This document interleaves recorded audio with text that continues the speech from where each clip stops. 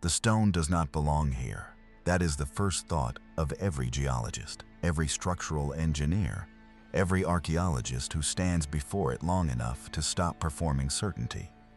It rises from the Bolivian Altiplano at 800 meters above sea level.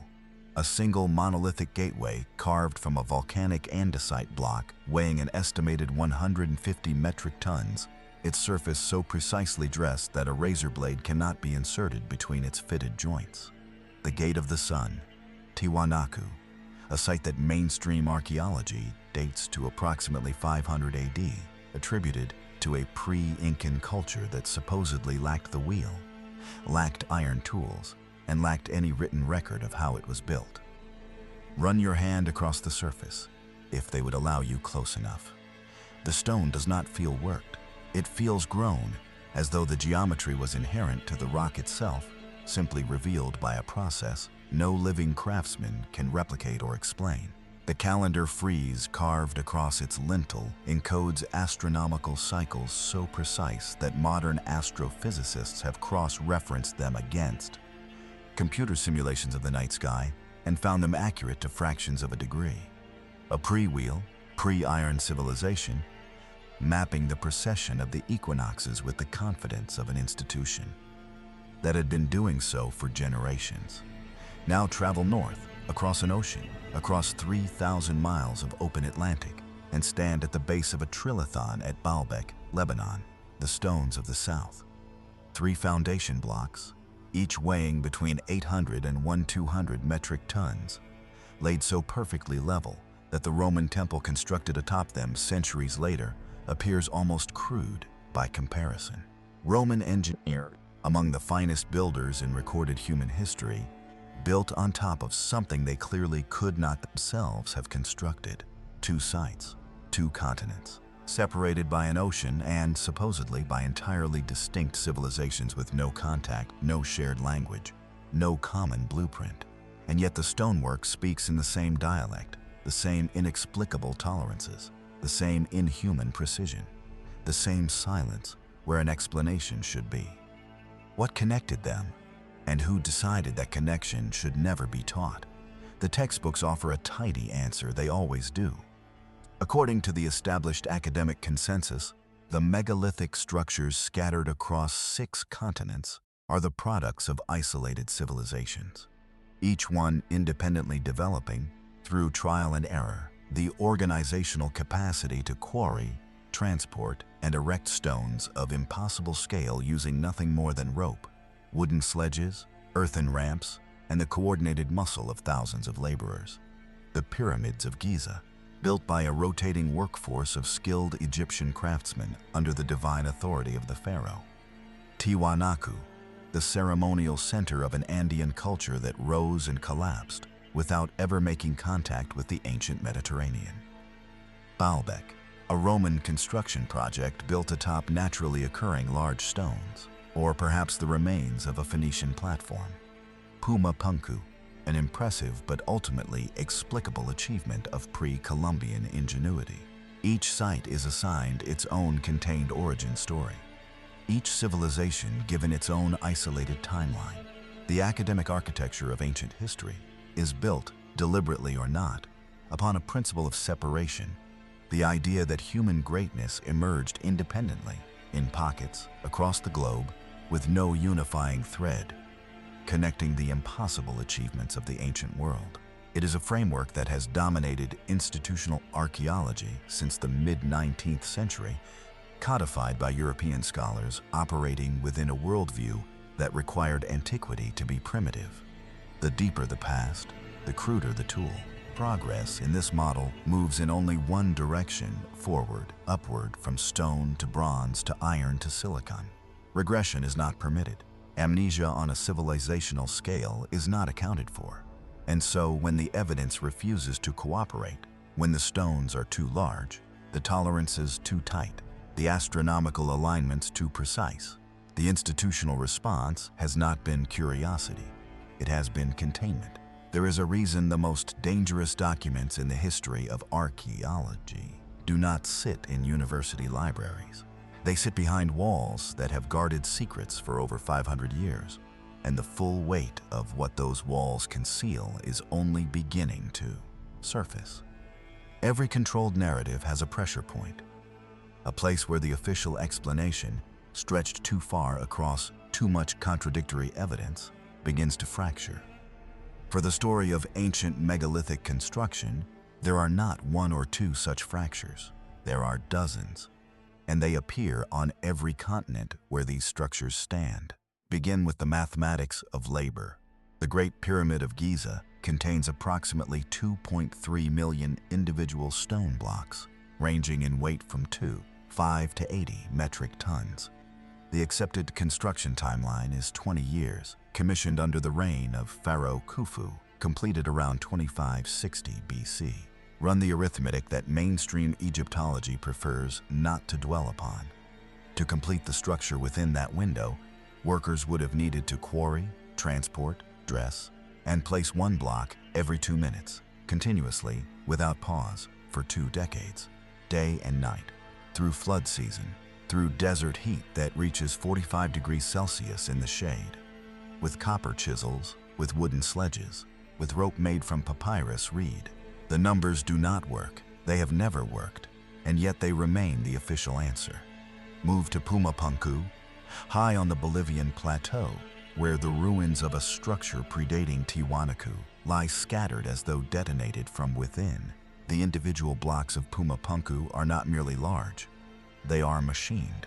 The H-blocks, as researchers have designated them, contain interior channels and right-angle cuts of such geometric perfection that replication using primitive hand tools would be, by the assessment of multiple mechanical engineers who have studied them directly, functionally impossible. The tolerances observed in these cuts fall within fractions of a millimeter. There are drill holes bored into granite, a stone of extraordinary hardness, that show evidence of rotational cutting under sustained pressure. No rotary drilling technology is supposed to have existed in pre-Columbian South America. Then there is the question of the stone itself. At Baalbek, the largest worked stone ever discovered by modern archaeology, the stone of the pregnant woman weighs approximately 1,650 metric tons. It remains in its quarry, never transported, never erected. Even the most optimistic assessments of Roman-era engineering capacity cannot account for moving an object of that mass across uneven terrain without leaving behind any evidence of the infrastructure that would have been required. No ramp, remnants, no hauling grooves worn into the bedrock, no ancient rope rigging preserved in the dry Lebanese climate. And then there is the pattern that no isolation-based academic framework can adequately explain. The global repetition of specific architectural principles across cultures that were supposedly never in contact. Corbelled vaulting, astronomically aligned central axes, trapezoidal doorways, courses of polygonal masonry fitted without mortar in interlocking configurations that distribute seismic stress with an engineering intelligence that modern architects openly admire. These features appear in Egypt, in Peru, in Lebanon, in Cambodia, in Malta, in Turkey, not as approximations, not as coincidences born of similar environmental pressures, as near identical solutions to identical structural problems. Identical solutions require a common source of knowledge, and that source has been methodically, deliberately, kept off the record. What was known, and by whom, before the civilizations we were taught to call ancient were themselves ancient? The answer, buried beneath centuries of institutional misdirection, begins with a name that has been systematically scrubbed from the sanctioned map of history. The name surfaces in the oldest European cartographic tradition like a ghost refusing erasure. Tartaria, or, in its more formal designation across Renaissance and early modern maps, Tartaria Magna, Great Tartary. It appears on maps produced by Gerardus Mercator in 1569, by Guillaume de Lille in 1706, by Johann Baptist Homann in 1739. A vast territorial designation stretching from the Caspian Sea eastward across Central Asia to the Pacific coast, encompassing a landmass larger than the entirety of Western Europe. Not a vague geographic label, as modern historians prefer to characterize it, but a named political and cultural entity, one that appears consistently, in detail, across the work of the most respected cartographers of the early modern period, and then, with a speed that itself demands explanation, it vanishes.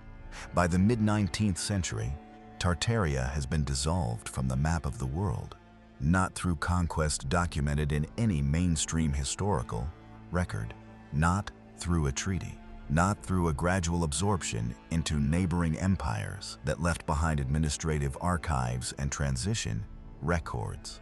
It disappears the way things disappear when powerful institutions decide they should not be remembered. The alternative theory, suppressed not because it is fringe, but because its implications are foundational, holds that Tartaria was not merely a geographic label. It was the remnant designation of a global civilization of extraordinary antiquity, one that had inherited, preserved, and actively deployed a body of technical and architectural knowledge predating the civilizations we recognize as ancient, a civilization whose reach extended not merely across the Eurasian steppe, but across the full breadth of the ancient world, whose builders left their unmistakable signature in the stonework of the Andes, the temples of Southeast Asia, the megalithic platforms of the Levant. This is not a theory constructed from imagination. It is assembled from convergences, from the architectural DNA shared across supposedly isolated cultures, from the cartographic record that places a sophisticated territorial entity where mainstream history insists there was only nomadic tribal dispersion, and from a body of suppressed physical evidence that points toward a unified pre-catastrophe civilization, possessing energy transmission and materials technology of a sophistication that our own industrial era is only beginning to theoretically approach. The critical component of the Tartarian inheritance, the element that explains the impossible stones, the machined granite, the 200-ton foundation blocks laid with micrometer precision, is not a mystery of manpower. It is a mystery of energy. Researchers examining the architectural geometry of Tartarian attributed structures have identified consistent use of principles now recognized in the study of resonant frequency, piezoelectric compression, and acoustic levitation. The possibility, supported by a growing body of independent acoustic physics research, is that the builders of these megaliths did not move stone through force. They moved it through frequency, through an applied understanding of vibrational mechanics so advanced that its rediscovery in modern laboratory conditions has been treated not as a historical vindication, but as a contemporary scientific novelty. A civilization that understood how to make stone weightless, that understood how to shape granite with the precision of a modern CNC machine, that understood how to encode astronomical knowledge into architectural form with an accuracy that took humanity until the invention of the telescope to begin approaching again. Such a civilization would not be forgotten by accident. It would be forgotten by design, and the archive most capable of executing that design has stood, locked and guarded, at the center of Rome for 5 centuries, holding, in its climate-controlled vaults, the precise evidence that would force the rewriting of everything. The evidence does not whisper. It declares, loudly, repeatedly, across the physical record of the ancient world, and has been systematically ignored for precisely that reason. Begin with the Dendera reliefs. Deep within the temple complex of Hathor at Dendera, Egypt, carved into the stone ceiling of a subterranean crypt that was sealed for centuries before its modern rediscovery, are a series of bas-relief images that have no satisfactory explanation within the framework of ancient Egyptian technology as conventionally understood. The images depict elongated bulb-like forms, each containing what appears to be a sinuous internal filament suspended within the outer shell, connected at the base to what researchers have identified as a form of insulated cable or conduit. 2 Austrian electrical engineers, Walter Garn and Franz Lohner, subjected the Dendera reliefs to independent technical analysis in the late 20th century and concluded that the images bore a structural resemblance to early forms of gas discharge lamps, Crookes tubes, technology that mainstream history does not place in human hands until the 1870s, inside a sealed Egyptian crypt carved in stone, thousands of years before Joseph Swan filed his patent. Move east to the ruins of Mohenjo-Daro in modern Pakistan, where archaeologists excavating the ancient Indus Valley city in the 1920s recovered streets laid in a precise grid pattern, serviced by a sophisticated underground drainage system of fired brick. A municipal engineering achievement so advanced that comparable urban sanitation infrastructure did not reappear in European cities until the 19th century. But it is not the drainage that arrests attention. It is the vitrified stone. Scattered across multiple excavation zones at Mohenjo-Daro, researchers discovered areas of fused and bubbled masonry. Stone that had been exposed to temperatures in excess of 1500 degrees Celsius, temperatures achievable not by fire, not by volcanic activity, but by a directed energy source of extraordinary intensity. The same vitrification signature appears at multiple ancient sites across the globe. At the hill forts of Scotland, at Çatalhöyük in Turkey, in the Libyan desert, where natural glass formations covering thousands of square kilometers have been attributed to a plasma event of uncertain origin. Something generated temperatures that melted stone in the ancient world. No approved historical technology accounts for it. Then there is the Baghdad Battery, a ceramic vessel recovered from a Parthian-era archaeological site near the Iraqi capital, containing a copper cylinder, an iron rod, and traces of an acidic electrolyte. When reconstructed and filled with a mild acid solution, it generates a measurable electrical current. Dismissed by mainstream archaeology as a storage vessel for sacred scrolls, the object's structural configuration has been independently verified by multiple electrochemists as functionally identical to a galvanic cell. If it generated electricity, and the physical evidence suggests it did, then electrochemical energy production predates Alessandro Volta's invention of the battery by over 1,000 years. But the most concentrated body of suppressed physical evidence does not sit in any museum. It does not sit in any university archive. According to researchers who have spent decades mapping the paper trail of artifact acquisitions, confiscations, and reclassifications across the 19th and early 20th centuries, the most critical physical evidence linking a pre-catastrophe global civilization to advanced energy technology was systematically acquired, transported, and cataloged into an archive from which it has never publicly emerged. The Archivum Apostolicum Vaticanum, the Vatican Apostolic Archive, contains, by its own incomplete public disclosure, approximately 85 linear kilometers of shelving, 85 kilometers of documents, manuscripts, maps, correspondence, and physical records, the overwhelming majority of which have never been subjected to independent academic scrutiny. What has been selectively released over the centuries has reshaped historical understanding in ways the institution controlled and curated. What remains sealed represents, by any reasonable calculation, the largest single body of undisclosed historical material on Earth. Among the researchers who have attempted to access specific sections of the archive and been denied are archaeologists investigating pre-Columbian transoceanic contact, historians studying the suppression of Tartarian cartographic records following the consolidation of early modern European power, and a small number of materials scientists who sought access to medieval-era manuscripts describing acoustic and vibrational construction techniques attributed to builders who predated Rome by millennia. They were all refused. The reasons given were procedural. The pattern of refusal was not. Institutional suppression rarely announces itself. It does not arrive with locked doors and burning documents, at least not visibly. It arrives dressed in the language of curation, of preservation, of scholarly discretion. It arrives as a reclassification, a restricted access designation, a polite letter of refusal signed, by an archivist, whose name will never appear in any history of the concealment.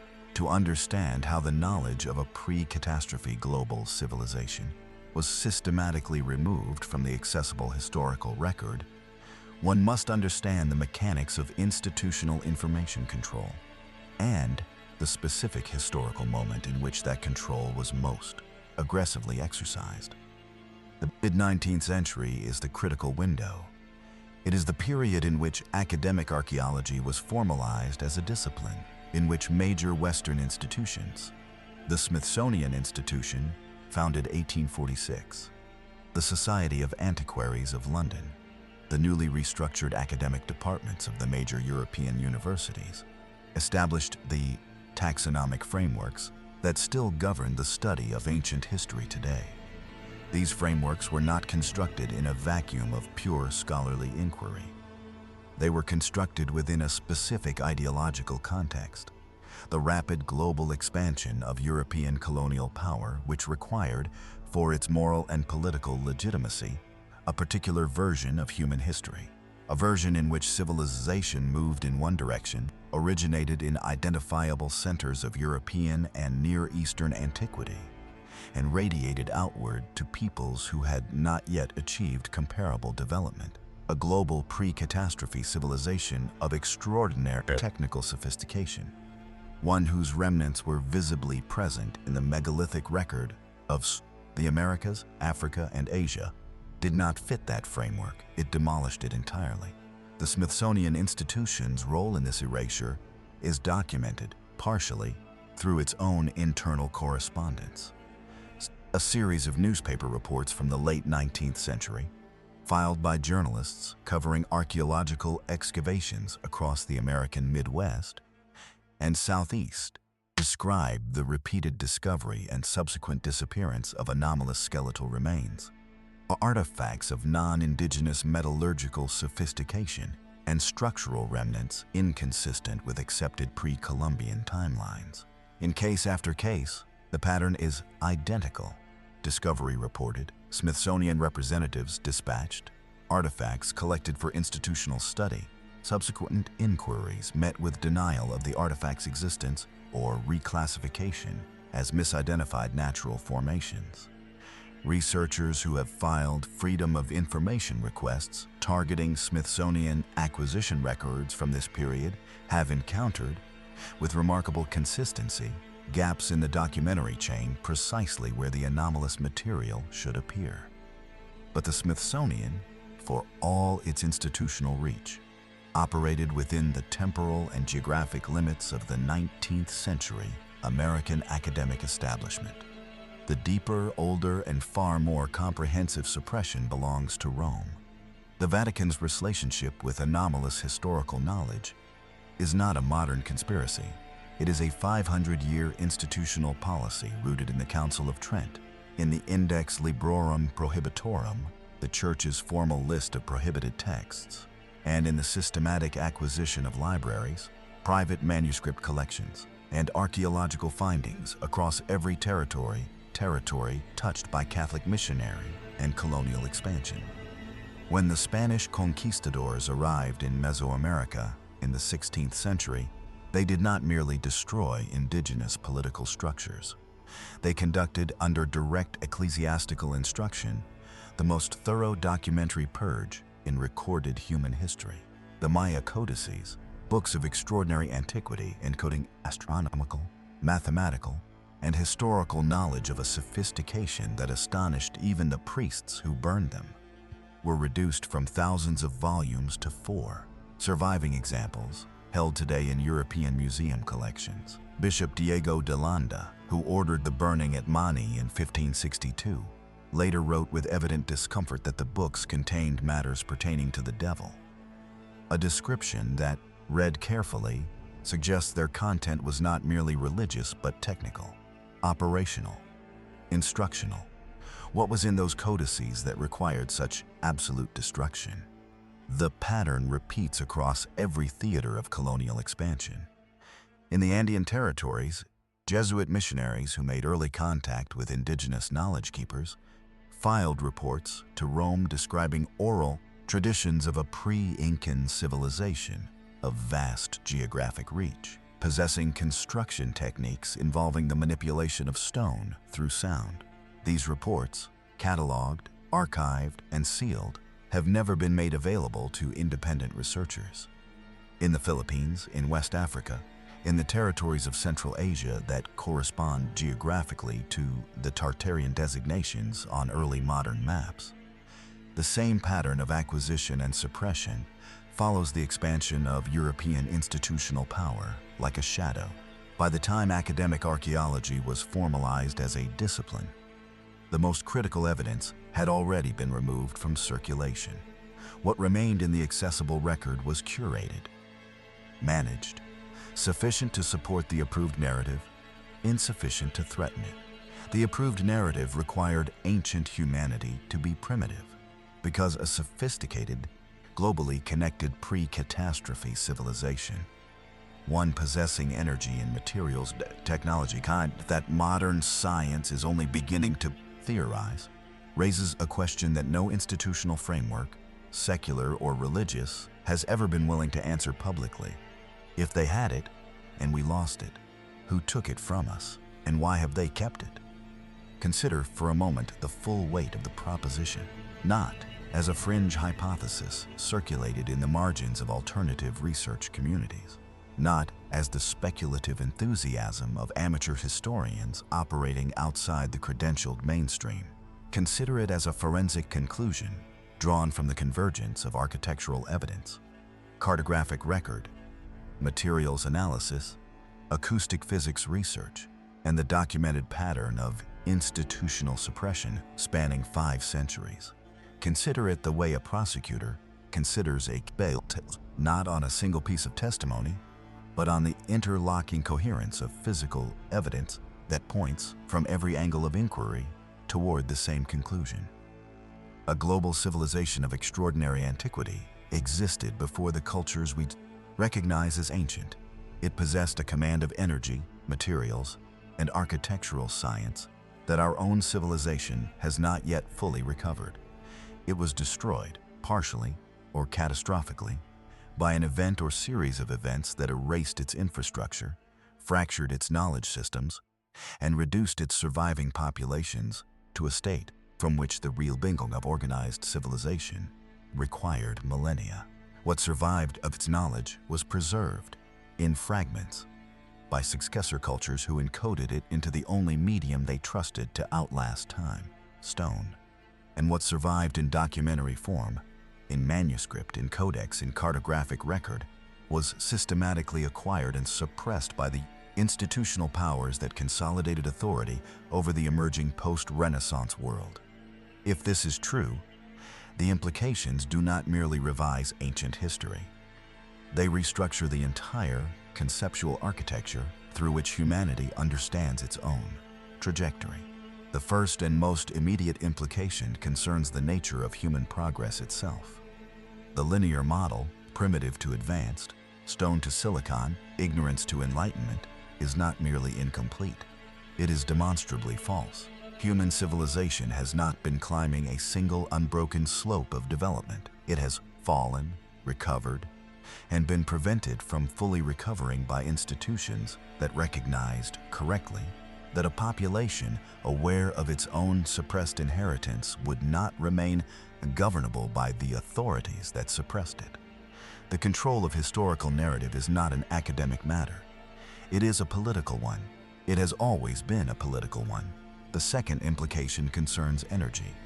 If the builders of the megalithic world employed resonant frequency technology, acoustic or vibrational, mechanics capable of reducing the effective mass of stone, of cutting granite with a precision that modern diamond-tipped machinery struggles to match, then the fundamental premise of energy scarcity upon which the entire modern industrial and post-industrial economic order is constructed requires re-examination. The technology exists. It existed. Its principles are recoverable. The question of why its recovery has not been institutionally supported, why the researchers who have approached its theoretical reconstruction have encountered funding denials, publication barriers, and in several documented cases the disappearance of their working materials, is a question that answers itself. The third implication is perhaps the most personally confronting for anyone who has organized their understanding of human potential around the approved historical record.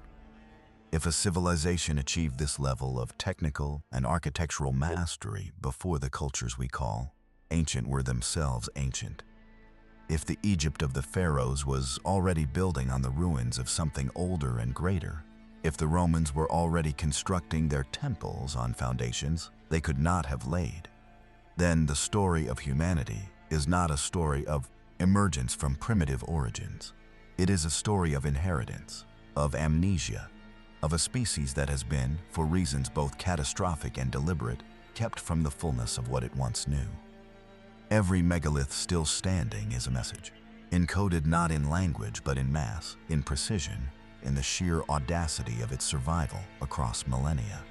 The message is consistent across every continent, every culture, every impossible stone. We were here, we knew, and what we knew was taken. The archive that holds the proof of that theft has stood at the center of Western civilization for 5 centuries. Its doors have never fully opened, and the stones, patient and permanent, continue to wait. Night falls differently at Tiwanaku. At this altitude, the atmosphere thins to a clarity that makes the stars feel architectural, as though they too were placed with intention, aligned to something vast and deliberate that the modern eye has lost the grammar to read. Stand here long enough, in the cold that rises from the altiplano like breath from deep earth, and the silence becomes its own kind of pressure. Not the silence of emptiness, the silence of something withheld. The gate of the sun casts no shadow in the dark. It simply stands, as it has stood for longer than any approved timeline will acknowledge. Its carved frieze encoding a cosmological knowledge that no civilization at its supposed stage of development should have possessed. The andesite does not erode the way softer stone erodes. It endures. It was chosen to endure. Chosen by builders who understood that the knowledge they were encoding needed to outlast not merely their own civilization, but the civilizations that would rise and fall in the long silence after them. They were right to choose stone. Everything else was taken. The manuscripts burned at Mani, the codices sealed in Roman vaults, the anomalous artifacts quietly reclassified into the administrative darkness of Smithsonian storage. The cartographic record of an entire civilization dissolved from the map of the world between one century and the next, replaced by the clean, controlled geography of a history that serves the powerful and diminishes the rest. What remains is what they could not burn, could not reclassify, could not carry away and lock behind consecrated walls. The stones remain, intractable, inarguable, weighing in aggregate millions of tons of silent testimony to a truth that institutions have spent centuries insisting does not exist. The question is no longer whether a pre-catastrophe global civilization possessed technology that our approved historical narrative refuses to accommodate. The convergence of physical evidence has moved that question past reasonable dispute for anyone willing to examine it without the filter of institutional permission. The question that remains, the question that should occupy every person who stands before an impossible stone and feels, beneath the awe, the particular unease of recognizing something stolen, is simpler and more personal. What else do we not know about ourselves? What else has been decided, by authorities whose names we were never given, that we are not permitted to remember? The archive in Rome holds 85 kilometers of answers. Its doors remain closed.